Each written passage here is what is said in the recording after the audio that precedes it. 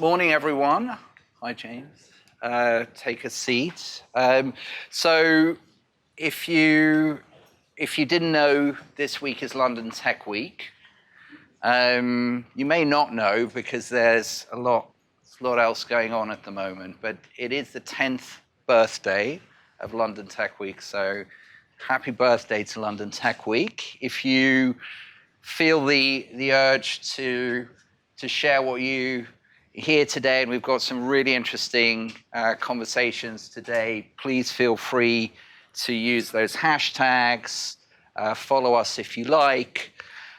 We've got a packed agenda. Of course, we're starting 11 minutes late, so we'll try catch up. I'm going to kick off with a welcome. We then have Yoram from Deal Room to give us an annual update on the numbers in this area that we call New Palo Alto.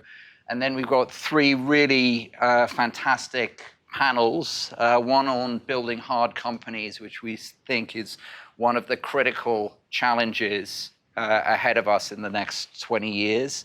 A panel on global scale-up capital that, if you have been listening to the Chancellor this morning, is the subject that people, not just in London, but in Paris and elsewhere, are really exercised about. And then we have a panel that's really close to our hearts on creating the right environment for innovation and the role that sort of neighborhoods and the environment play in that. And then finally, we have a fireside chat before lunch with the CEO of the newly named, at least, HSBC Innovation Bank, Aaron Platts. So that's today, and then we'll have a chance for lunch and for people to chat a little bit. So I just wanted to kick off with a few very, very quick thoughts. The first is that, we're at a new frontier right now, and I think new frontiers require new thinking. I think we're going to look back at Q1 of 2023 as the time when we, and I think we is basically everyone outside of Silicon Valley, stepped out of Silicon Valley's shadow.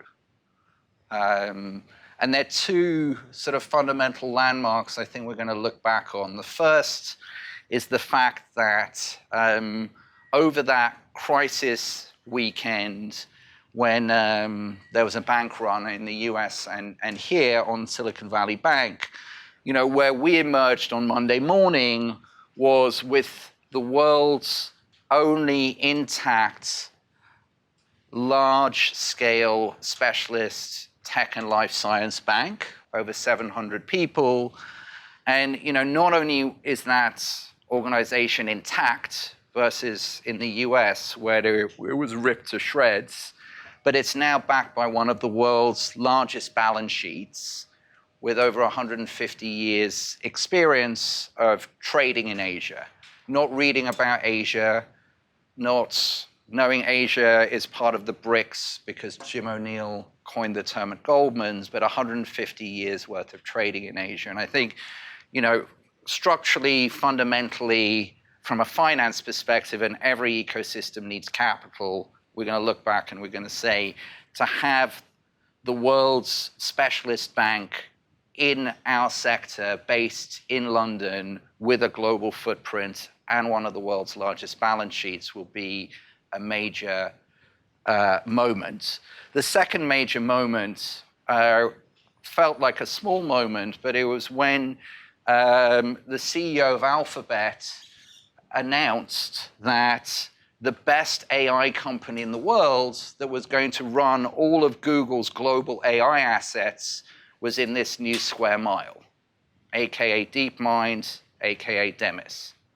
So many people knew that was the best AI company in the world. It's not that often that Silicon Valley says, okay, well, you run the most important tech of the next 20 years outside of Silicon Valley and in London. So I think those two things, capital and AI, are two kind of landmark events.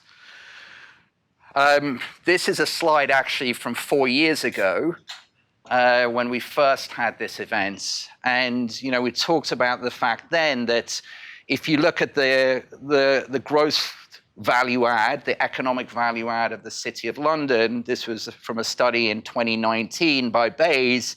At that point, it was 46 billion in the City of London and 43 billion in Camden and Islington. This was before Google had really moved in, before Facebook had really moved in, before Universal had moved in, before Havas had moved in, etc.